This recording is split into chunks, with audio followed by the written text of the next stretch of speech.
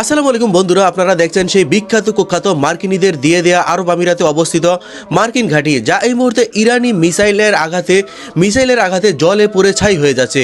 ভিডিওটি ভালো করে দেখুন।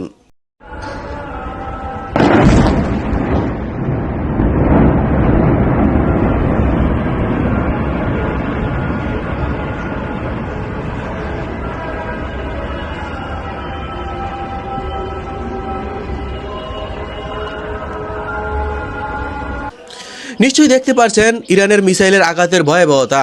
ইরান তার কথা রেখেছে। ইরান বলেছিল যে ইরানে যদি কোনো হামলা করা হয় তাহলে মার্কিন ঘাঁটি কোথাও অক্ষত থাকবে না, সেই অনুযায়ী সেই হামলা করা হয়েছে। এদিকে খবর এসেছে ইসরায়েলের রাজধানী তেল আবিবে পড়ল ইরানের শত শত ক্ষেপণাস্ত্র। ইসরায়েল ও যুক্তরাষ্ট্র ইরানের যৌথ হামলা চালানোর পর দ্বিতীয় দফায় প্রতিশোধমূলক আক্রমণ শুরু করেছে তেহরান। এর পরপর ইসরায়েলের রাজধানী তেল আবিবে বিস্ফোরণের বিকট শব্দ শোনা যায়। এছাড়া উপসাগরীয় দেশগুলোতেও হামলা চালাচ্ছে ইরান, যেখানে মার্কিন সামরিক ঘাঁটি আছে। ইরানে হামলার সহযোগিতা করা ও সমর্থন দেওয়ার অভিযোগে আরব দেশগুলোর মাটিতে প্রতিশোধমূলক আঘাত হেনেছে ইরান। এছাড়া মধ্যপ্রাচ্যে ইসরায়েল ও যুক্তরাষ্ট্রের সব স্বার্থ সংশ্লিষ্ট স্থাপনায় হামলা করছে ইসলামী প্রজাতন্ত্রের বাহিনী IRGC। ইসরায়েল ও যুক্তরাষ্ট্রের যৌথ আগ্রাসনের কঠোর জবাব দিচ্ছে ইরান। দেশটির সেনাবাহিনী ও ইসলামী বিপ্লবী গার্ড বাহিনী প্রতিশোধমূলক ব্যাপক হামলা চালাচ্ছে। ইতিমধ্যে দেশটির মিসাইলগুলো আঘাত হেনেছে উপসাগরীয় দেশগুলোতে। এদিকে হরমুজ প্রণালী বন্ধ করল তেহরান।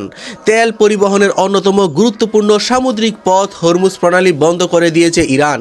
সরু এই সামুদ্রিক পথটি ওমান উপসাগর ও আরব সাগরকে যুক্ত করেছে। ইউরোপীয় ইউনিয়নের নেভাল মিশন ওয়েবসাইটের এক কর্মকর্তা জানিয়েছে, ইরানের ইসলামিক বিপ্লবী গার্ড বলছে হরমুজ প্রণালী দিয়ে আর কোনো জাহাজ চলাচল করতে দেওয়া হবে না। হরমুজ প্রণালী দিয়ে প্রতিদিন প্রায় 2 কোটি ব্যারেল অপরিশোধিত তেল ও অন্যান্য জ্বালানি পরিবাহিত হয়। উপসাগরীয় অঞ্চলের দেশগুলো সবচেয়ে বড় তেল উৎপাদনকারীদের জন্য তেল রপ্তানির পথ হলো হরমুজ প্রণালী। এই পথ দিয়ে বিশ্বের বিভিন্ন জায়গায় তেল পাঠায় সৌদি আরব, ইরান, ইরাক, সংযুক্ত আরব আমিরাত।